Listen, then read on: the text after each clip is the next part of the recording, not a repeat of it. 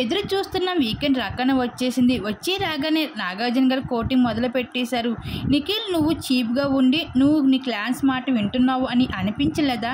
నీ క్లాన్ హెడ్గా మారిపోయిందా అంటూ కనిపించలేదా అంటూ నిఖిల్ని అడగగానే, లేదు సార్, అలా ఏమీ అనిపించలేదు. మేము ఏం చేసినా పృథ్వీ, నేను, సోనియా కలిసే చేస్తాము.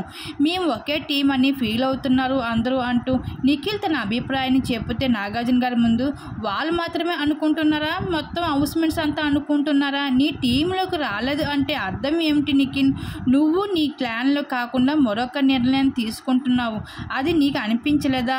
మీ అందరికీ అనిపిస్తుందా అంటూ నిఖిల్కి ఇచ్చి పడేశారు. నిఖిల్ మాత్రం సోనియా వెంటనే ఉన్నాను అంటూ అప్పటికి కూడా కళ్ళు తెరుచుకోకుండా సోనియా సైడే మాట్లాడుతూ ఉంటూ కనిపించేశాడు నిఖిల్. ఇంకా హౌస్మెంట్స్ అందరూ ఒక్కసారిగా నాగార్జున గారు అడిగిన మాటలకి చాలా హ్యాపీగా ఫీల్ అవుతూ వచ్చేసారు.